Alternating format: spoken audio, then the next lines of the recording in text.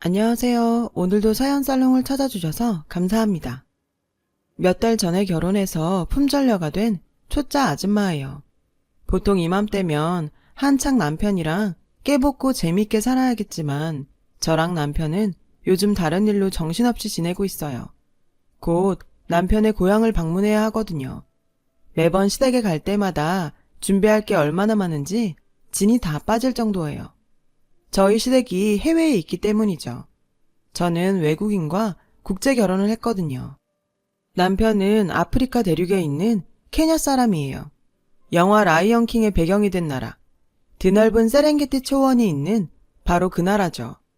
요즘은 그래도 덜하지만 아직도 밖에 나가면 어르신들은 남편에게 다가와서 한국엔 돈 벌러 왔냐고 묻곤 해요. 아프리카에 대한 편견 섞인 발언들을 하기도 하고요. 흑인들도 피부톤이 다 다른데 제 남편은 정말 검은색에 가까운 검은 톤이거든요. 누가 봐도 정말 아프리카 사람이죠. 그렇다 보니 바깥에 나가면 제 남편을 돌아보는 사람이 한두 명은 꼭 있어요. 몇몇 사람들은 인종차별적인 발언도 해요. 당사자도 아닌 제가 들어도 화가 나는 말이었지만 남편은 웃어넘기곤 했어요. 괜찮아. 그래도 나는 당신이랑 한국에 사는 게 행복하니까. 남편의 그런 모습을 보는 게 너무 안쓰러웠지만 그렇다고 제가 해줄 수 있는 게 아무것도 없었어요. 남편은 어릴 때부터 한국에 온 게 꿈이었대요. 그래서 학창시절에 공부도 열심히 했다더라고요. 그래야 장학금을 받고 한국에서 공부를 할 수 있었으니까요. 그리고 남편의 꿈은 저와 제 가족과도 연관이 있어요. 지금부터 그 얘기를 해보려고 해요. 저는 한부모 가정에서 자랐어요. 엄마와 단 둘이 살았죠. 아빠가 있긴 했지만 실제로 아빠를 본 적은 없어요. 엄마는 종종 제게 아빠 사진을 보여주며 아빠 얘기를 해주었어요. 사진 속 아빠는 갓난아기였던 저를 안고 계셨어요. 너무 어릴 때라 기억은 안 나지만요. 어린 시절 친구들은 제게 너는 왜 아빠가 없냐고 묻곤 했어요. 솔직히 저도 그게 궁금했지만 그렇다고 엄마한테 물어보지는 않았어요. 아마도 저의 그런 질문이 엄마의 가슴을 아프게 만들 거라는 걸 본능적으로 알았던 것 같아요. 그러다 6살 때였나? 유치원에서 가족 얼굴 그리기를 했어요. 저는 엄마랑 단 둘이 있는 그림을 그렸죠. 어쨌거나 제 옆에 있는 가족은 엄마가 유일했으니까요. 그날 처음으로 엄마한테 물었어요. 왜 우리는 아빠랑 같이 안 사냐고요. 아빠는 왜 날 만나러 오지 않냐고 말이죠. 엄마는 당황한 표정으로 뜸을 들이다가 조용히 말을 꺼내셨어요. 연수야, 아빠는 조금 먼 곳에 계셔. 아빠는 의사라서 환자를 돌봐야 하거든. 지금은 아픈 사람들을 치료해주고 있고 치료가 다 끝나면 돌아오실 거야. 저는 엄마의 말을 철석같이 믿었어요. 엄마는 아빠가 하얀 가운을 입고 있는 사진도 보여주었어요.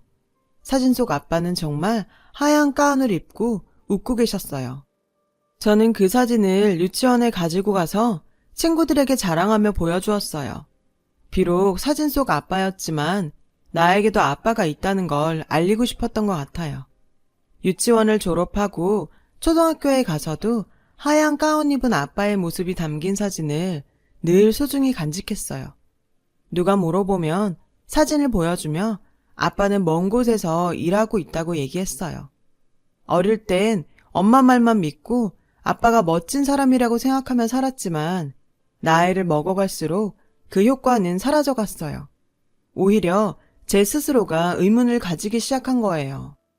엄마가 아빠 사진을 보여준 걸 보면 아빠가 있는 건 분명한데 아빠는 단 한 번도 전화를 하거나 편지조차 보내지 않았거든요.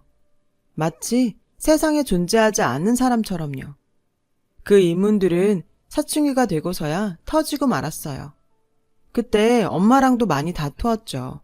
사소한 것에도 괜히 짜증이 났거든요. 그날도 엄마랑 싸우던 중이었어요. 저는 하지 말아야 할 말까지 해버렸어요. 엄마도 나한테 거짓말 했잖아. 나 아빠 있다는 거 거짓말이지? 지금까지 나 속인 거지? 엄마랑 할머니 할아버지가 거짓말하는 거잖아. 말해. 왜 말을 못해? 그 말을 들은 엄마는 놀란 얼굴로 그 자리에 굳어버리고 말았어요. 그리고는 떨리는 목소리로 말했죠. 너 어디서 그런 얘기를 들은 거야? 누가 너한테 아빠 없는 애라고 그래? 누가 그러긴 뭘 누가 그래. 누가 봐도 뻔한 거잖아. 증거라고는 고작 사진 몇 장이 다잖아. 그거 꾸미려고 들면 얼마든지 꾸며. 있다면 왜 내 앞에 안 나타나는데? 올 수 없다면 전화를 하든 것도 아니면 편지라도 한 장 쓸 수 있는 거잖아. 그런데 지금껏 아무것도 없었어. 아빠가 정말 존재한다면 내 앞에 안 나타날 리 없어. 없는 거야. 내 말 맞지? 저는 울면서 그렇게 말을 했고 엄마는 한동안 아무 말도 하지 못했어요. 그러다가 다가와 저를 안아주었어요. 뿌리치려고 했지만 엄마는 저를 단단히 끌어안고는 흐느껴 울었어요. 연수야, 사진 속 그 사람 네 아빠 맞아. 그리고 아빠가 너한테 연락하지 못하는 이유가 분명히 있을 거야. 엄마도 아빠 연락 못 받은 지 오래됐어. 그치만 엄마는 아빠 믿어. 솔직히 놀랐어요. 그래도 엄마는 뭐라도 알고 있을 거라고 생각했거든요. 제게 아빠 얘기를 해준 사람은 엄마니까요. 그날 엄마랑 같이 껴안고 울면서 저는 사춘기의 터널을 빠져나왔어요. 그 후로 저는 아빠의 존재에 대해서 더 이상 의문을 가지지 않았어요. 제게 그렇게 말한 엄마의 목소리에서 확신을 느꼈거든요.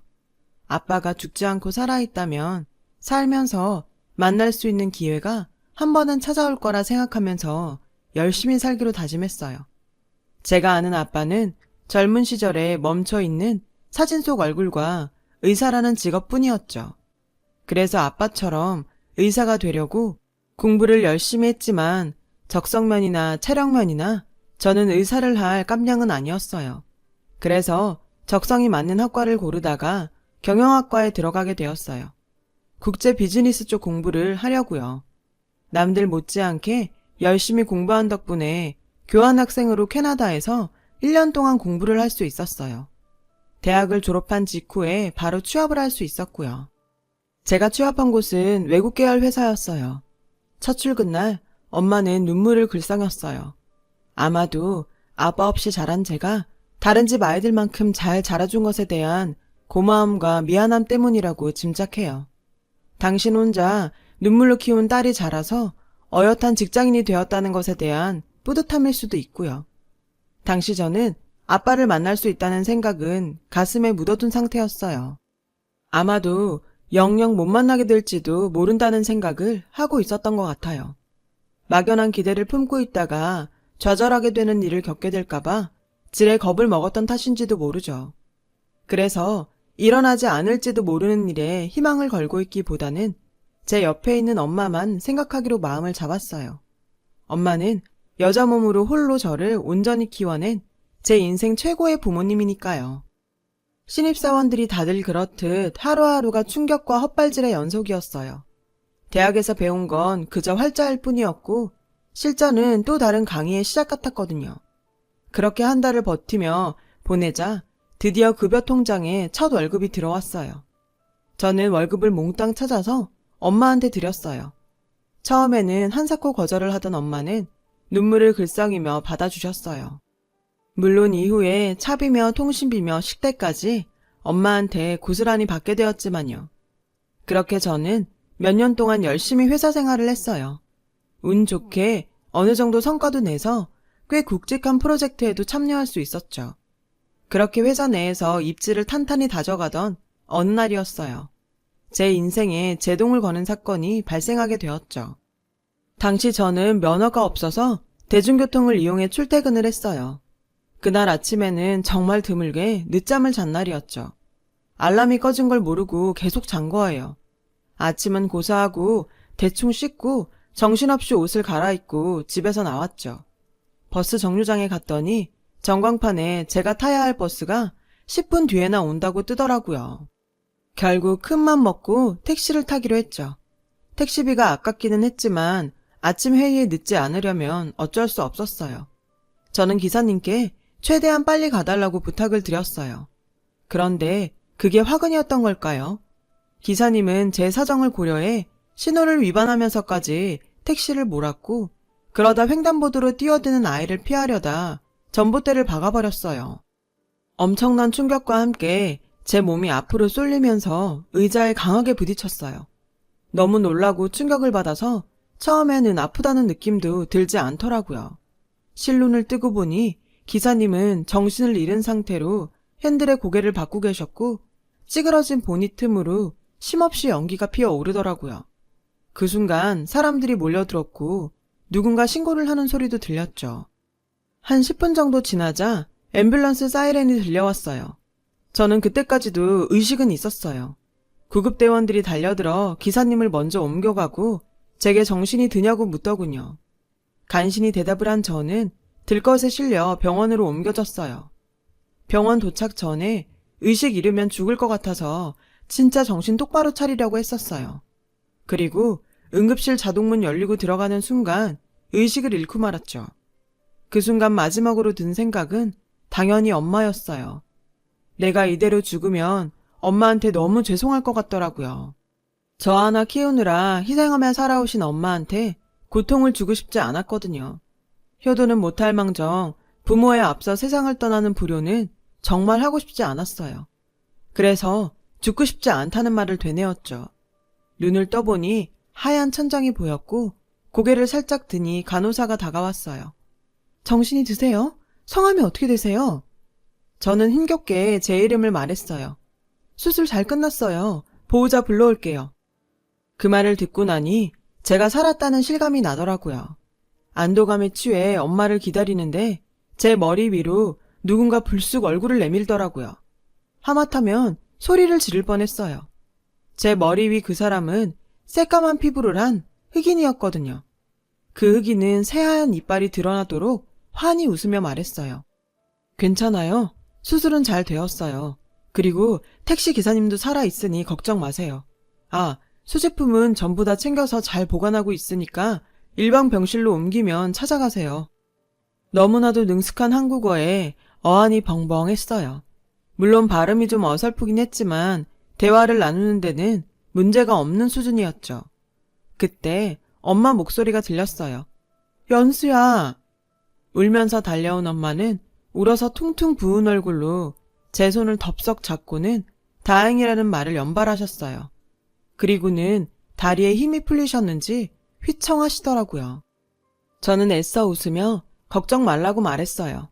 수술도 잘 됐으니 금방 회복할 수 있을 거라고 말이죠. 제가 늦잠을 자는 바람에 기사님한테 과속을 부탁한 게 잘못이었다고요.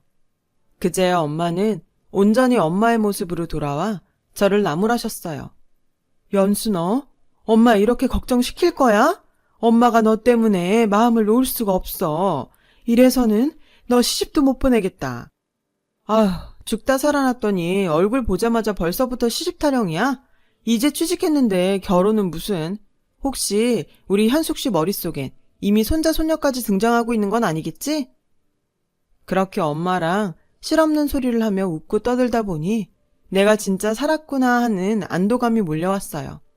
그런데 그 순간 엄마가 엄마야 하고 소리를 지르면서 몸을 웅크렸어요. 옆에 서 있던 흑인 의사 선생님을 보고 놀란 거였죠. 이내 민망했던 제 엄마는 당황하며 I'm sorry를 연발하며 사과를 했어요. 흑인 의사 선생님이 기분 상했을까봐 걱정하셨던 거였죠.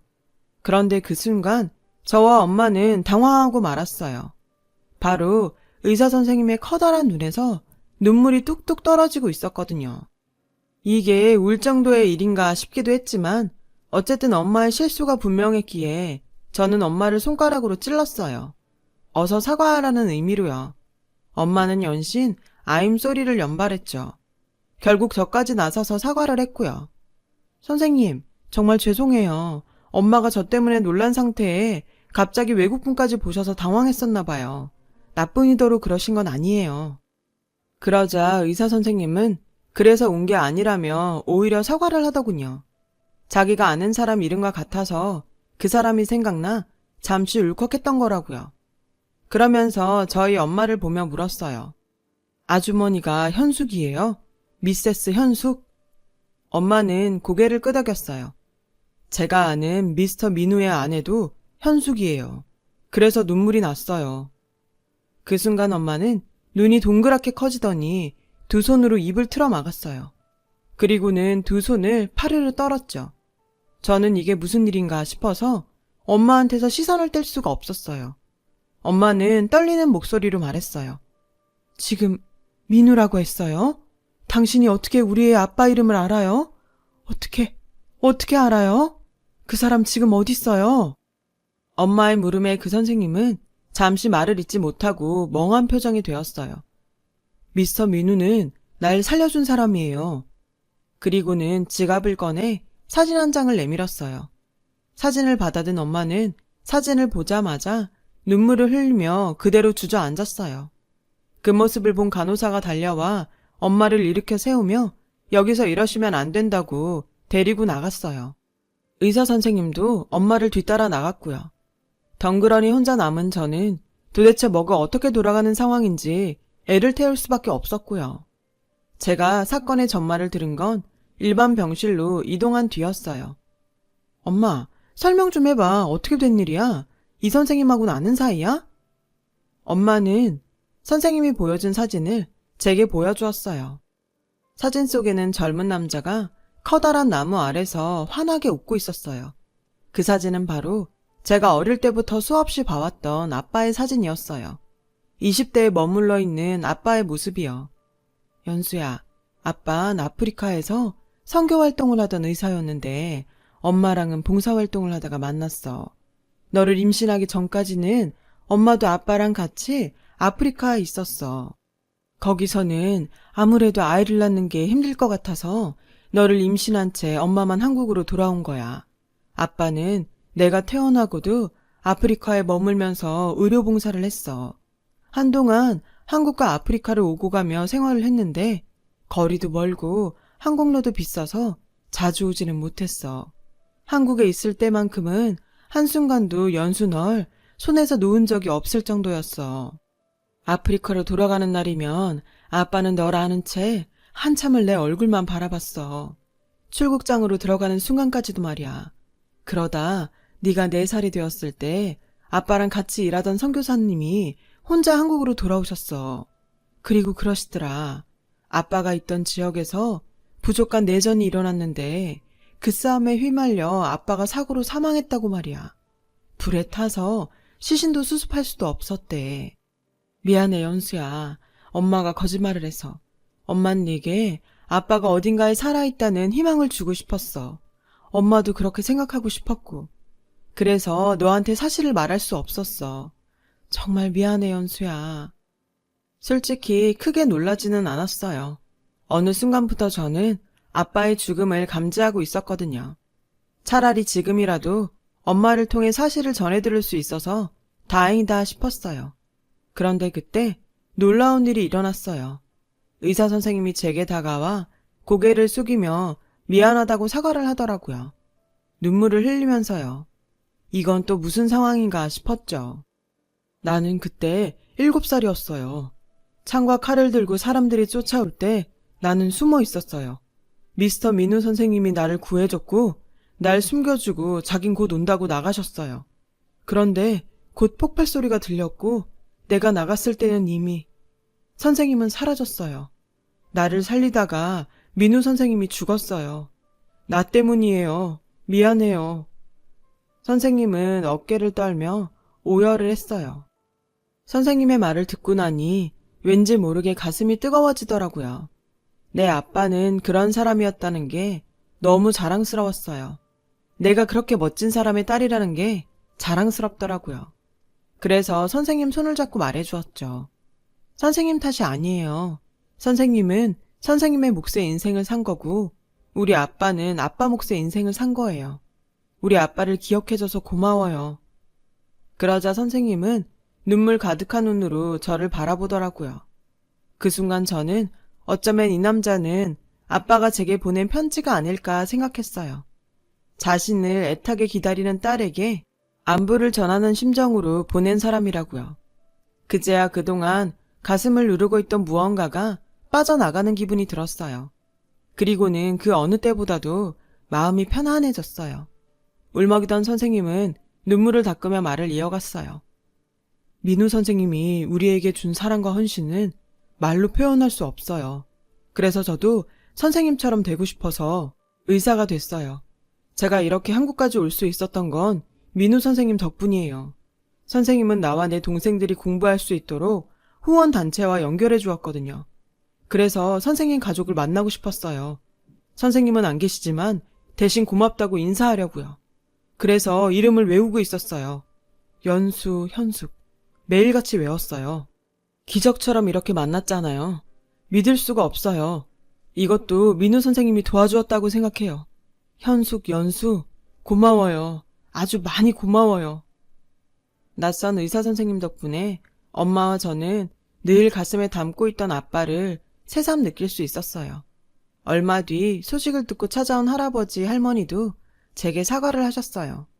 손녀딸에게 아들의 죽음을 알리는 게 너무 힘들었다고요. 그리고는 의사 선생님을 만나 아빠 얘기를 물으셨죠. 선생님은 세세한 일 하나까지 자세히 전하려고 애를 썼어요. 그 덕분에 할머니, 할아버지께서는 울기도 많이 우셨고 자신의 아들이 얼마나 훌륭한 일을 했는지 알 수 있었죠. 집으로 돌아가시는 두 분의 얼굴에는 환한 미소가 번졌고요. 그 후로 저는 그 의사 선생님께 치료를 받으면서 아빠에 대한 이야기를 많이 들을 수 있었어요. 선생님이 가지고 있던 아빠의 사진들도 볼 수 있었고요. 그리고 짐작하신 분들도 계시겠지만 그 의사 선생님은 지금의 제 남편이 되었어요. 저는 제 남편을 하늘에서 아빠가 저를 위해 보내주신 선물이라고 생각해요. 그래서 더 보듬고 아끼며 평생 살아가려고 합니다. 오랜 시간이 흘러 아빠를 만나서 고맙다고 사랑한다고 말하고 싶습니다. 제 사연을 들어주셔서 감사합니다. 여러분의 주변에 기적과 같은 좋은 일들이 함께 했으면 좋겠어요. 여러분, 사연 댓글에 응원과 현명한 조언 부탁드려요. 좋아요와 구독은 저에게 큰 힘이 됩니다. 오늘도 좋은 일 가득하세요.